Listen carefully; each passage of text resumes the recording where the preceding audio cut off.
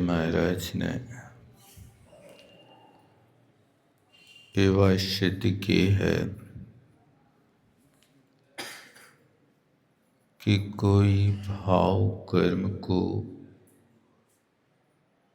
ही करता कर्म को ही मानते हैं। उनको समझाने के लिए सात बात नए से वस्तु की मर्यादा को सूचित करने वाला एक कलश है। तो इस कलश में कहा था कि जैसे कैश्चित हत गए कर्मयोग कर्तृ प्रवितर्क आत्मनः कर्तृतां क्षिप्त्वा कर्ता आत्मा एष कथंचित् अचलिता श्रुति कोपिता। शब्दों को पकड़ना, कौन से शब्द में आचार्य महाराज क्या भावावी व्यक्ति प्रकट करना चाहता है। तो कई चित हतकई का अर्थ होता है कोई ऐसा व्यक्ति जिस व्यक्ति को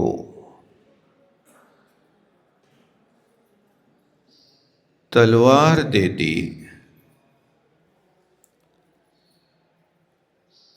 लेकिन ये विवेक नहीं है कि तलवार किसके गले पे चलाना। उस हथियार को पाकर के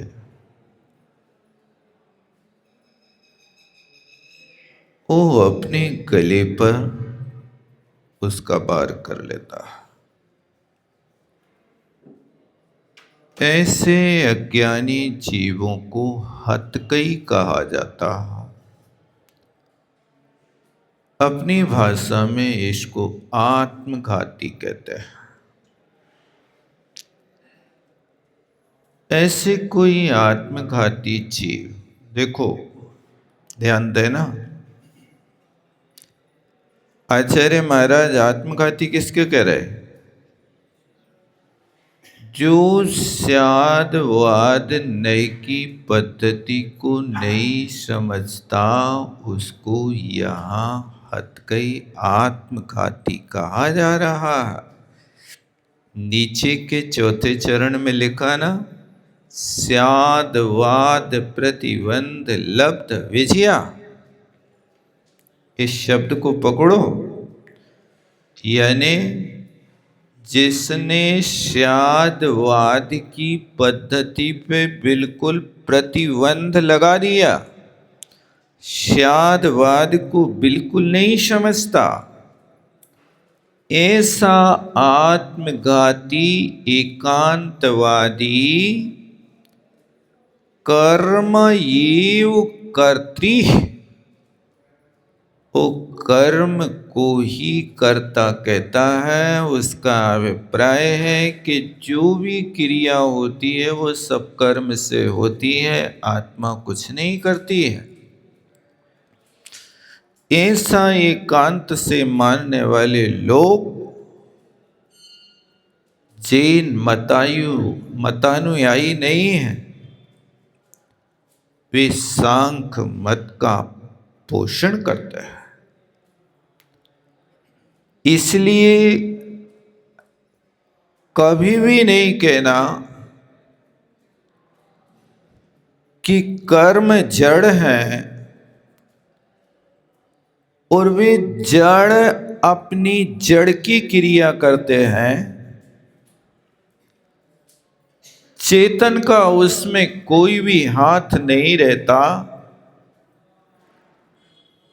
इतना ध्यान रखना कि उन्हें जड़ कर्मों में यदि आत्मा का संयोग ना मिले तो भी पुद्गल कर्म नहीं कहला सकते। कर्म तब बनते हैं जब आत्मा का और कर्म का पुद्गल वर्गणा का एक क्षेत्रावगाही संबंध होता है, अथवा यूं कहें कि एक दूसरे का संश्लेष संबंध होता। संश्लेष संबंध का अर्थ है कि जैसे दूध में पानी डालते हैं तो पानी का कोई भी अस्तित्व दृष्टिगोचर नहीं होता, इसका नाम संश्लेष संबंध है। अथवा जैसे तिल में तेल है तो तिली के दाने में कोई एक कोने में तेल भरा रखा है, जैसे टंकी में भरा रहता है कि तिल के दाने के एक एक कण में तेल व्याप्त है। क्या है बताओ? कहीं उसका ऐसा तो नहीं है ना कि आपने कोई एक स्थान पर तिल के दाने में कोठा बना दिया हो, जैसे कुआं में पानी भरा है सो निकाल लाओ, ऐसा है? ज्यों तिली में तेल है, ज्यों चकमक में आग, तेरा प्रभु तुझ में वशे, जाग जाग जाग रे जाग।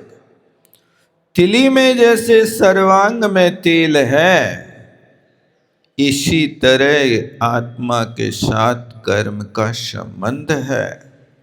इस शादवाद पद्धति को लगाओ जो कहते हैं कि आत्मा कर्म नहीं करती है, ये तो जड़ की क्रिया है, ऐसा कहना। देखो आचार्य महाराज कह रहे हैं, जो व्यक्ति ऐसा कहता है वे उद्दंडता कर रहे हैं और श्रुति कोपता यानी श्रुत के लिए कोपित माने क्रोधी कर रहे हैं, यानी श्रुत उनसे प्रसन्न नहीं है। देखो लिखा क्या नहीं लिखा, मिला के नहीं? श्रुति को पिता ये शब्द प्रयोग दिया। श्रुति माने श्रुत आगम, उनसे क्रोधित है कि तुम गलत कर रहे हैं, एकांतवाद कह रहे हो, हम तो अनिकांत के समर्थक हैं, हम तो वस्तु को हमेशा एक नहीं अनेक पद्धति से समझते हैं। लेकिन जहां पर इसका प्रयोग नहीं होता तो भी कहते आत्मघाती लोग कर्म को ही कर्ता कहते हैं। ऐसा प्रवितर्क माने वे अपना विचार रखते बार बार कि कर्म ही करता है, आत्मा करता नहीं है, कर्म ही करता है। सो वे क्या कर रहे देखो, आत्मना कर्तृताम क्षिप्त्वा, और देखो क्या प्रयोग कर रहे हैं, आत्मा के कर्तृपने को वे चुटकी में उड़ा रहे। क्षिप्त्वा, क्षिप्त्वा माने आत्मा करता है, इसको तो वे माने ही नहीं रहे, उड़ा रहे हैं, फेंक रहे हैं इस कथन को। ऐसा करता आत्मा एस कथनचित, यह आत्मा कर्मों का करता है। इस बात को ध्यान रखो। कर्म को कर्ता नहीं कहो, कर्ता तो आत्मा को कहो, क्योंकि राग देश मोह के परिणाम जड़ के हैं कि आत्मा के हैं? आत्मा के परिणाम है। तो जब आत्मा राग देश मोह करती है तभी जाकर के वह पुद्गल वर्गणा कर्म रूप परिणमन करती है। जहाँ राग देश की परिणति समाप्त हो जाती है वहाँ पुद्गल वर्गणा ज्ञाना वर्णादि रूप परिणमन नहीं करती है। यदि करती होती तो सिद्ध भगवान के आसपास भी ये पुद्गल वर्गणा तो भरी पड़ी है। वहीं सिद्ध भगवान रह रहे हैं, वहीं निगोदिया जी रह रहे हैं। उसी स्थान पर एक क्षेत्र में रहते हुए भी सिद्ध भगवान अव्ययवाद सुख का वेदन कर रहे हैं और वो निगोदिया जीव एक समय में 7 कर्मों का बंद कर रहा है। क्षेत्र तो वो ही है, लेकिन क्या कारण है कि निगोदिया बंद कर रहा है और वे वहां रहते हुए ज्ञाता दृष्टा? इसका कारण है कि उनके कर्म रूप बीज का दहन होने के कारण अब उनकी आत्मा के पास विकारी परिणति नहीं होती है। इस कारण से यहाँ पर एक कहा गया, सो अचलित श्रुति को पिता। देखो स्पष्ट लिखा ना कि वे आत्मा की कर्तृत्व को उड़ाकर क्या कर रहे हैं? ऐसा कहने वाले लोग भगवान की वाणी को, श्रुत को कुपित कर रहे हैं, अर्थात श्रुत की विराधना कर रहे हैं। ये सीधी सी बात है। ऐस तेषाम उद्धत मोह मुद्दियाम बोधस्य संशुद्धये। सो ऐसे तेषाम केसाम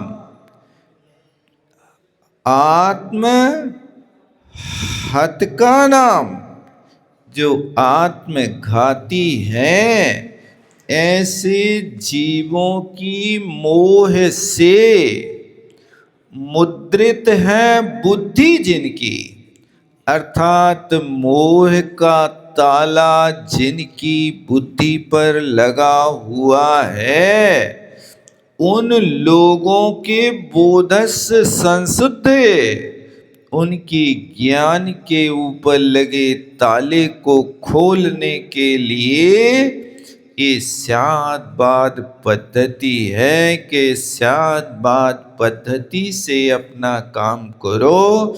ऐसी वस्तु स्थिति स्तूयते, ऐसी वस्तु स्थिति है। इस प्रकार से उस स्याद्वाद नय की यहाँ स्तुति की जा रही है।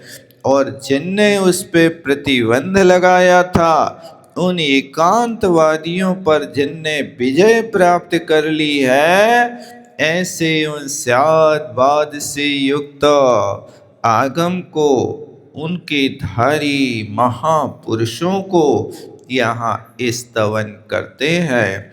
इस कलशा में आचार्य महाराज ने इस बात को स्पष्ट किया है कि यहाँ भाव कर्म का कर्ता आत्मा है, अकेला कर्म नहीं है।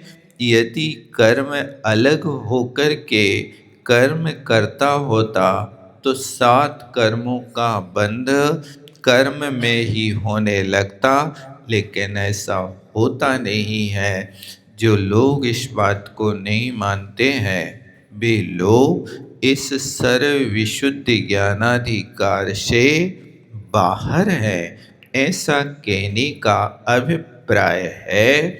इस श्लोक को, कलशा को अच्छी तरह से समझ करके अपनी बुद्धि को अनेकांतमयी बनाओ। कोई भी वचन बोलो, उस वचन में एकांत ना हो। वचन जो हो अनुभव वचन होना चाहिए। अनुभव वचन का अर्थ होता है कि जिस वचनों में कथनचित से प्रयोग किया जा सकता, हो सकता है, कर सकते हैं, देख सकते हैं, आदि आदि, इस क्रिया के माध्यम से इसमें स्याद वाद पद्धति जुड़ी होती है। और जहाँ आप कहते हैं ऐसा ही है, ऐसा ही है, ये एकांत हो गया।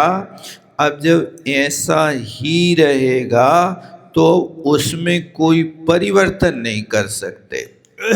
जहाँ ही कह दिया वो निधत्ति वाक्य हो गया। निधत्ति क्या है कि जिसमें कोई परिवर्तन, कोई संक्रमण नहीं कर सकते हो, ना उत्कर्षण कर सकते हो, ना अपकर्षण कर सकते हो, ना उदीर्ण कर सकते हो, ना संक्रमण कर सकते हो। ये चार क्रियाएं जिसमें नहीं होती हैं उसका नाम निधत्ति है। इसी तरह कि यहाँ जो वचन है, ऐसे वचन यदि बोलते हैं तो वे वचन भी निधत्ति वचन हैं कि जिनमें कोई संक्रमण नहीं होता। तो वहाँ पर उस व्यक्ति को फिर इस तरह से संकट सामने खड़ा हो जाता है। रावण के वचन में निधत्ति था और रावण ने जो वचन कह दिया कि हमारे राज्य में रहने वाली जो वस्तु है उस पर मेरा, सब पर मेरा अधिकार है, इसलिए सीता को मैं अपने राज्य से लेकर के आया हूँ, इसलिए सीता पर मेरा ही अधिकार है। अब कितने बड़े बड़े ज्ञानी पुरुष समझा के हार गए, माता पिता हार गए, ज्योतिषी लोगों ने पोथी पत्री खोल के रख दी कि महाराज तुम कैसा कर रहे हो। राजा का हर वस्तु पर स्वामित्व होता है, लेकिन हर वस्तु का स्वामित्व अपना अपना पृथक होता है। महिला तो है, लेकिन हर किसी महिला को पत्नी नहीं कह सकते हो। स्त्री है, कोई मातृ का संबंध रखती है, कोई बहन का संबंध रखती है, कोई दादी का संबंध रखती है। ऐसा संबंध के प्रति आप स्वामित्व की बात करते हो तब तो ठीक है, लेकिन स्वामित्व बन करके आप किसी भी स्त्री के पति बन करके यदि स्वामित्व करना चाहोगे तो ये आगम के विरुद्ध होगा। लेकिन कहाँ पर जब वो निधत्ति वचन है, वो संक्रमण नहीं करेगा, बदलेगा नहीं, उस वचन को न्यूनाधिक करेगा नहीं, तब जाकर के रावण की क्या दशा हुई ये लोक प्रसिद्ध है।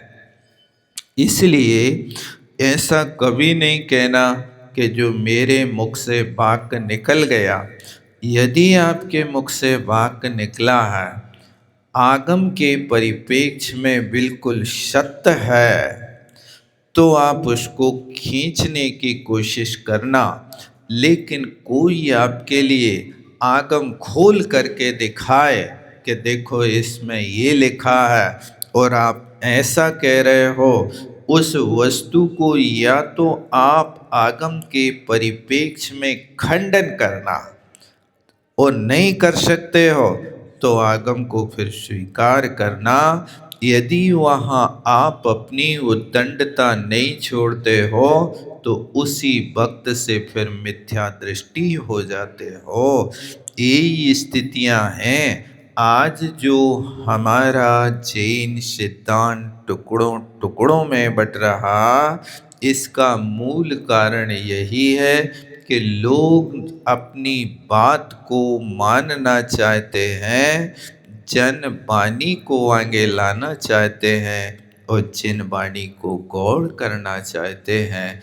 इस कारण से ये पंचम काल में ये स्थिति हुई। तो कहा, जिन वाणी जिन देव से रो रो करत पुकार, हमें छोड़ तुम स्यो गए, कर अपात्र आधार। जिन वाणी जिन देव से रो रो करके पुकार कर रही है कि हे भगवान, तुम हमें यहाँ छोड़ गए, तुम तो मोक्ष चले गए, लेकिन मुझे अपात्रों के हाथ में सौंप गए। जिन अपात्रों को आगम के परिप्रेक्ष्य में कहाँ कैसे प्रयोग करना है वे नहीं जानते हैं। इसलिए इस कलश को बहुत अच्छे ढंग से समझना और समझ करके अपनी बुद्धि में उतारने की कोशिश करना। अमृतचंद स्वामी को यदि तुम प्रमाणिक मानते हो तो ये उन्हीं की लेखनी है। वे ही कह रहे हैं कि तुम यदि एकांत को स्वीकार कर रहे हो, दूसरे आगम की बात को स्वीकार नहीं कर रहे हो, तो तुम आत्मघाती हो। ये आचार्य अमृतचंद स्वामी स्वयं लिख रहे। और यदि संस्कृत के शब्द ना समझ में आए तो देखो हिंदी में भी यही लिखा है इनने। हिंदी पढ़ो, देखो यहाँ लिखा ना कलसा का अर्थ, पृष्ठ नंबर 418, दूसरी लाइन हिंदी में। अर्थ, कोई आत्मघातक मिला, आत्मघातक को ब्रैकेट में डाला, सर्वथा एकांतवादी। सर्वथा एकांतवादी का अर्थ क्या है? सब प्रकार से वस्तु ऐसी ही है। जैन सिद्धांत कैसा है? सर्वथा निमित्त त्यागी। पढ़ा कभी आप लोगों ने? स्वयंभू स्तोत्र में जब वरनाथ भगवान की स्तुति करते हैं ना, तो वहां पर ये बात कहते, हे भगवान आप सर्वथा निमित्त त्यागी। क्या अर्थ होता सर्वथा निमित्त त्यागी? सब प्रकार के नियमों के त्यागी हैं भगवान, ऐसा नहीं। सर्वथा के नियम के त्यागी हैं, यानी आपके यहाँ सर्वथावाद नहीं चलता। हे परमात्मा, आपके मत में तो स्यादवाद चलता है, सर्वथावाद नहीं। सर्वथावाद और स्यादवाद, इन दोनों में अंतर समझे कि नहीं समझे? सर्वथावाद का अर्थ होता है कि वस्तु में एक ही गुण धर्म है। जहाँ वस्तु में एक ही गुण धर्म है वहाँ सर्वथा का प्रयोग होता है, और जहाँ वस्तु में ये भी है ये भी है ऐसा कथन किया जाता है वो स्यादवाद पद्धति है। आपसे कोई पूछे कि भैया आप पिता हो कि पुत्र हो, नाती हो कि भनेज हो कि आप कोई के मामा हो, क्या हो? क्या कहेंगे आप? क्या एकांत से कहेंगे कि मैं पिता ही हूं? बिना पुत्र बने, बिना पिता बने कहां से आप? आप भी तो पहले किसी के पुत्र रहे हो, और पुत्र बन करके आज आप इतनी उम्र को व्यतीत कर सके कि उस उम्र के आने पर पुत्र आज पिता बन गया, लेकिन अपने पिता की अपेक्षा तो 80 साल का बुढ़ा भी क्या है? वो 80 साल के बुढ़े का बाप भी उसको कहता तुम छोरे हो, यही कहेगा ना कि बूढ़े हो, क्या कहेगा? छोरा है हमारा। यानी पिता के धर्म की अपेक्षा तो बेटा हमेशा पुत्र ही रहेगा। वो पिता की अपेक्षा पुत्र धर्म कभी समाप्त नहीं होगा। तुम्हारे पुत्र की अपेक्षा तुम्हारा पिता धर्म समाप्त नहीं होगा। एक पुरुष है, लेकिन उस एक पुरुष को यदि आप पिता ही कहते हैं तो ये सर्वथा है। और पिता भी है, पुत्र भी है, भनेज भी है, मामा भी है, दादा भी है, काका भी है, भैया भी है, देवर भी है। ये सारे गुण धर्म हैं, तो ये सर्वथावाद है कि स्यादवाद है? ये स्यादवाद है। उस एक वस्तु में ये सारे के सारे व्यवहार मौजूद रहते हैं, तभी तो लोक व्यवहार चलता है। बस इतना है कि वहां आपको अपना मानस बदलना है। जब आपका पुत्र आपके लिए पिता कह करके आवाज देवे तो आप पिता बन जाते हैं। और जब आपके पिता आपको आवाज देवे तो आप बेटे बन जाते हैं।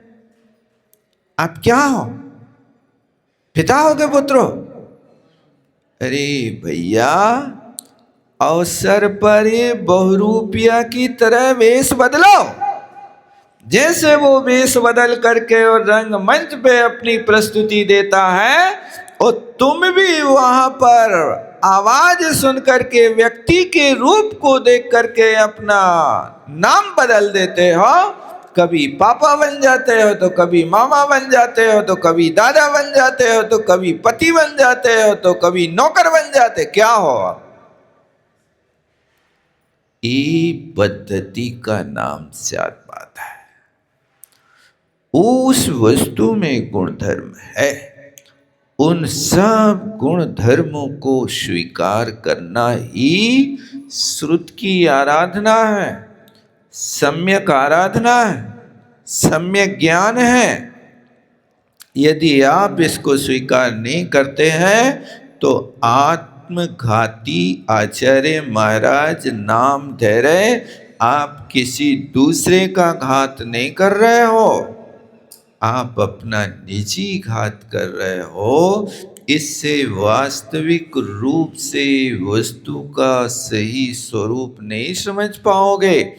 आप चौराहे पर खड़े हैं, और आप चौराहे पर खड़े होकर के किसी से पूछो, चौराहे पर भीड़ लगी है, भैया खुरई का रास्ता कौन सा है? अब उस भीड़ में से कोई कहता पूरब की ओर है, कोई कहता पश्चिम की ओर है, कोई कहता दक्षिण की ओर है, कोई कहता है कि वायव्य की ओर है, कोई कहता आग्नेय की ओर है। अब ये सब लोग एक साथ बतावे तो आप खुरई का क्या निर्णय करोगे कि खुरई कहाँ बसी है? निर्णय कर पाओगे कि नहीं कर पाओगे? अब ये सब लोगों ने ये रास्ते बताए, अब तुम क्या करोगे उस समय? उनके वचन को सत्य मानोगे कि उनकी दिशा को आप ध्यान में लाओगे?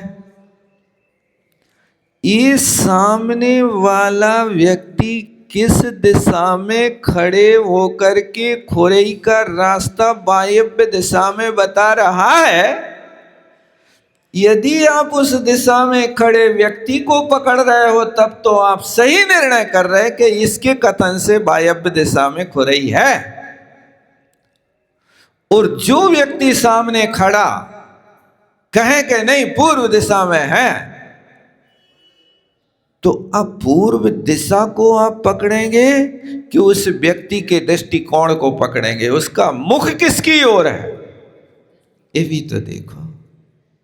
ये भीड़ तो चारों दिशाओं में खड़ी है ना।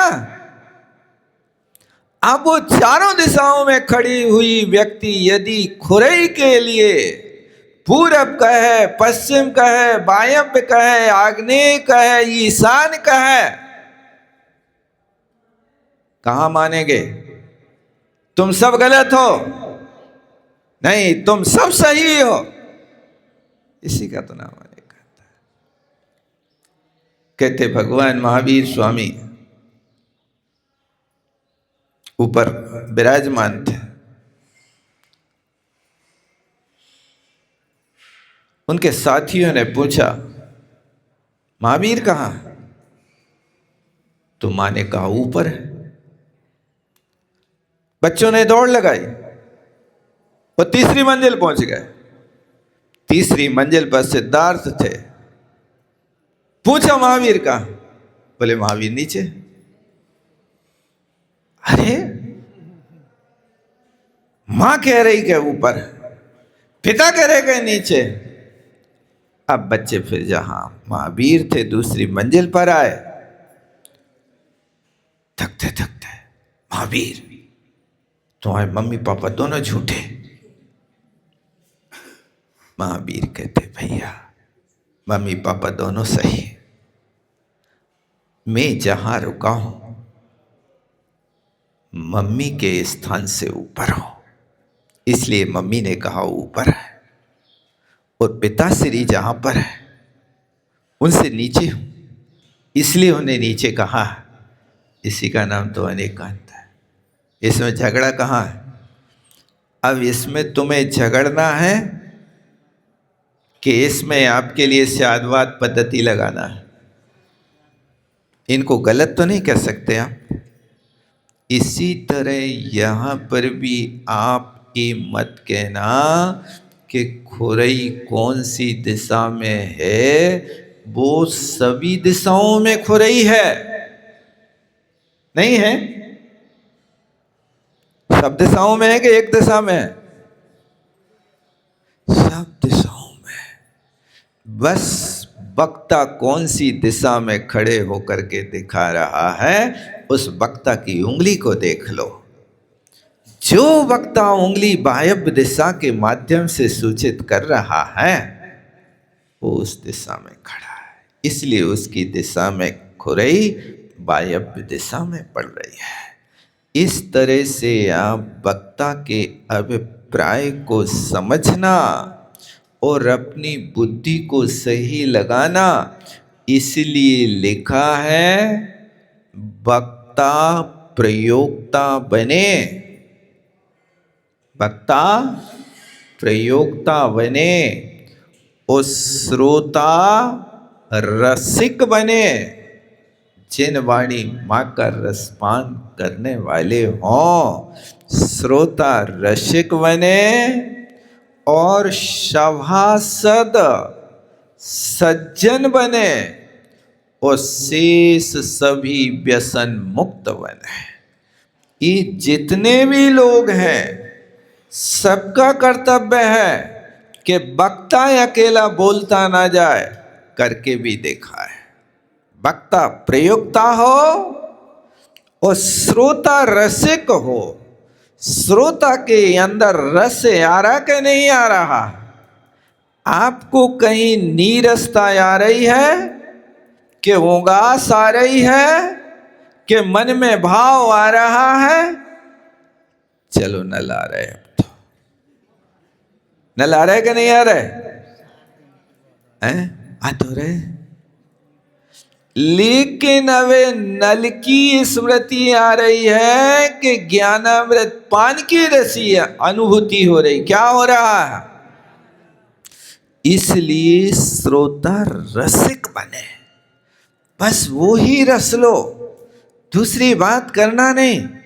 यावत काल पर्यंतम स्वाध्याये स्थास्यामि तावत काल पर्यंतम सर्व सावध योगता विरतोष्मि, यावत् काल पर्यंतम स्वाध्याय स्थास्यामि तावत् काल पर्यंतम राग देश ग्रस्त मोह जाला नाम परित्यजामि, उतने काल के लिए मैं राग देश मोह और ग्रस्ती के सारे विकल्पों का त्याग करता हूं। संभव है क्या? संभव? बीच में फोन आ जाए तो इसलिए फोन नहीं लाया करो, हैं? फोन आकुलता पैदा कर देता है, इसलिए समय सार सुन भी आओ तो अध्यात्म बन करके आओ। बस आत्मा की बात सुनना, ये सब झंझटें पालने ही नहीं। हाँ, कोई घर में घटना घट जाए तो वहाँ से पैदल चल के आओ, फिर इसके बाद सुनाओगे, तब तक तो प्रवचन ही हो जाएगा, कम से कम अपना काम तो हो जाएगा। ठीक है ना? यही तो है। तो क्या करना? वक्ता प्रयोक्ता बने और श्रोता रसिक बने। रस लो, रस लो जितना हो सके। ये रस बाहर से आ रहा कि भीतर से आ रहा? कहाँ से आ रहा है? भीतर से आ रहा। ज्ञान बाहर है कि भीतर है? कहाँ पर है? ज्ञान तो भीतर है। यहाँ तो जो अपन सुन रहे हैं ना, वो तो सिर्फ ये कि यहाँ श्रवण करना ये शब्द जाल है। इस शब्दों के माध्यम से अपने आत्मा का ज्ञान उखड़ता जा रहा है। जैसे आपसे कोई पूछे कि मेहंदी में लालिमा ऊपर पत्तों में है कि पत्तों के बांटने से लालिमा मिलती है? जितने पत्तों को घोंटो उतना उतना रस उसमें लाल मिलता जा रहा। तो मेहंदी के पत्तों के ऊपर लाल रस है कि मेहंदी के पत्तों के भीतर है? इसी तरह शरीर भी मेहंदी के पत्तों की तरह है। इसको जितना घोंटो जितना घोंटो उतना रस, ज्ञान का रस आता है। बस इतना है कि ये अपना ज्ञान कौन सा है? छायोपशमिक ज्ञान है। इसको तुम जितना अभ्यास कर लो उतना पालो। जैसे हैंड पंप होता है ना, देखा है हैंड पंप?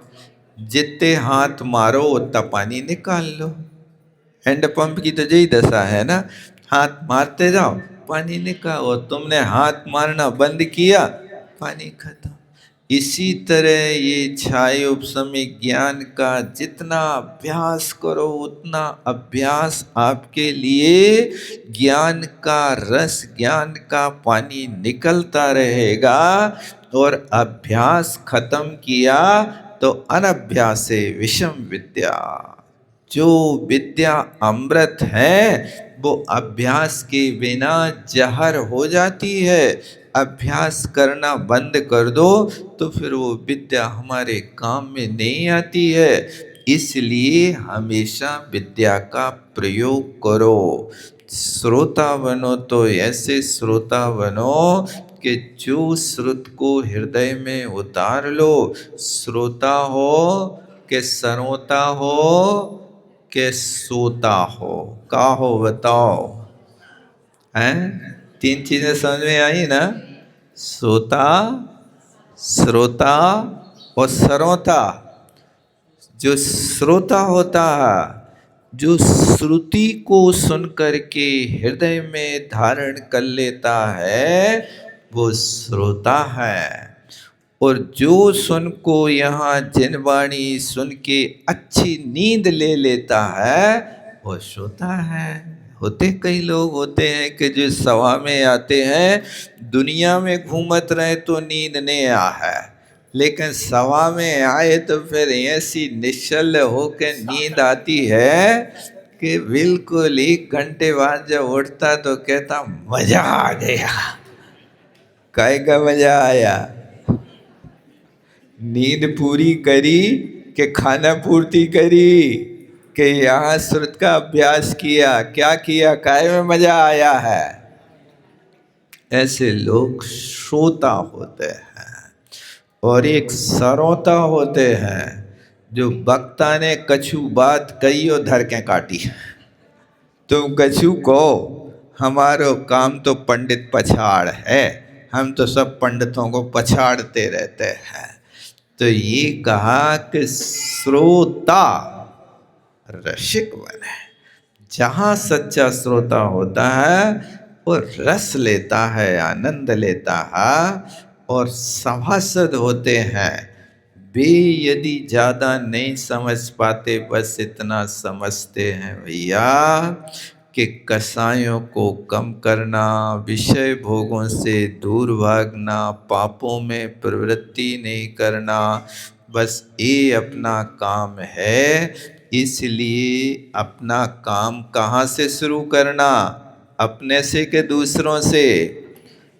गलती हो रही तो अपनी गलती सुधारना के दूसरों की। इसलिए सुधार स्वयं से हो, सुधार स्वयं से हो, प्यार सबसे हो, उलाहना किसी की ना हो और सराहना सभी की हो। ये यदि होता है तो ये सुधार के चांस होते। फिर से बोलूं, समझ में नहीं आया है अभी? सुधार करना तो कहाँ से करना? स्वयं से। सुधार स्वयं से हो। थोड़ी भी यदि झंझलाहट आ गई, थोड़ी भी यदि आपने कोई के साथ गड़बड़ी कर दी, तो आप देखो कि भैया ये तो काम गड़बड़ है। जैसे शीशी में ढक्कन लगाते ना, यदि वो थोड़ा सा टेढ़ा होगा ना, तो वो टेढ़ा होगा तो वो सेट नहीं होगा वहाँ, या तो खड़ा हो जाएगा या टेढ़ा मेढ़ा घूमता घूमेगा नहीं, वो घूम जाएगा तो वो सही नहीं लगेगा। तो वो व्यक्ति फिर उस ढक्कन को पूरी तरह से बाहर निकालता है और फिर उस स्थान पर रखता है कि उसकी सेटिंग जहां पर उसके साथ है वैसी करता। नहीं होता है ऐसा? और फिर उसके बाद में वो घुमा घुमा करके अच्छी तरह से ढक्कन लगा देता। जब एक ढक्कन का पॉइंट यदि थोड़ा 19-20 हो जाए तो अच्छा लगता कि बुरा लगता? जैसे आप शर्ट पहनते हैं जल्दी में, वो दूसरे नंबर को बटन पहले नंबर की गोदाम में, वो पहले नंबर के काज में लगा दिया। नहीं होता है ऐसा? कभी कभी हो जाता है ना, होता है ना। अब वो एक नंबर का काज दूसरे नंबर की बटन को एक्सेप्ट करेगा कि नहीं करेगा? कर तो लेगा, उसमें घुस तो जाएगा, बाधा नहीं है, लेकिन आपके नीचे के सारे पॉइंट गड़बड़ा जाएंगे। अब वो शर्ट पहन करके आप बाहर निकल सकते कि नहीं निकल सकते? शर्ट तो इतनी अच्छी है, 1000 रुपया की शर्ट, एक बटन ऊपर नीचे हुआ और उस ऊपर नीचे बटन वाली शर्ट को पहन के फोटो उतरवाओ, फिर देखो क्या मजा आता है आपको। मजा आ रहा है कि नहीं आ रहा है? जब एक बटन में इतनी तुम्हारी इज्जत लुट जाती है, इतना खराब लगने लगता है, वो लोग पूछने लगते भैया कौन सी दुनिया में घूम रहे आज तो? देखो तो कहा, अरे क्या हो गया? तो ये स्थिति होती है कि इस वस्तु स्वरूप को गलती अपनी है, थोपो नहीं दूसरों पे, तुम्हारे कारण ऐसा हो गया। नहीं, हमारी गलती है। आप गलती को स्वीकार कर लो ना। तो सुधार स्वयं से हो, वो प्यार पक्षपाती नहीं हो। अपने बेटे से तो खूब प्यार, और छोटे भैया के बेटे से क्या हो रहा है? दूध के गिलास में मलाई ज्यादा कौन के बेटा कहलाना है? अपना बेटा। पक्का है ना? सही है ना? अनुभव है ना? होता है ना? एक चौका में रोटी खा रहे हैं, लेकिन एक कहां से विकल्प आया? ये गलती है कि सही है? गलती है ना? सुधार स्वयं से, और प्यार उससे ज्यादा होना चाहिए। जो तुम्हारा बेटा है, तुमने उसको तो दिया ही है प्यार, जन्म से दिया, उसमें क्या कमी है? लेकिन उसको भी इतना दो कि वो भी तुम्हारा बन जाए, वो भी तुम्हें छोड़ के ना जाए। प्यार सबसे हो, पक्षपात ना हो। और सराहना, रोटी यदि तुम्हारी बहू ने जला के भी खिलाई, बेटा आज तो तूने क्या गजब के खाकड़ा बनाए, आनंद आ गया आज। रोटी करड़ी तो वही था ना? तो रोटी करड़ी होने का नाम तो खाकड़ा है। अब इसमें तुम नाराजी ना दिखा करके थोड़ा सी अपनी मानसिकता बदल दो। नहीं बदल सकते? अब उस रोटी में यदि तुम खाकड़ा का स्वाद लेने लगो, तो फिर नाराजी होगी कि नहीं होगी? और यदि तुम करड़ी रोटी को यदि थोड़ी सी देख करके तुम्हारा मन करना हो जाए, तो फिर सराहना तो नहीं हो पाएगी। आप बुलाहना देंगे, कहाँ गई थी, सो गई थी का? तुम्हें तो 12 बोतल को नशा रोज चढ़ो रहते हो, अब वो चढ़ा के रख दे तुम्हारे ऊपर। इसलिए सराहना सबकी करो। बच्चा शैतानी भी कर रहा तो भी करो, सराहना करो। तो कैसे सुधर है? देखो, ये नहीं समझो कि जंगल आग से ही जलता है, तो सांस से भी तो जल जाता, नहीं जल जाता? ये कल्याण मंदिर में पूछा ना, क्रोधस्तो या यदि। समय तो बहुत हो गया, इतनी रखते हैं।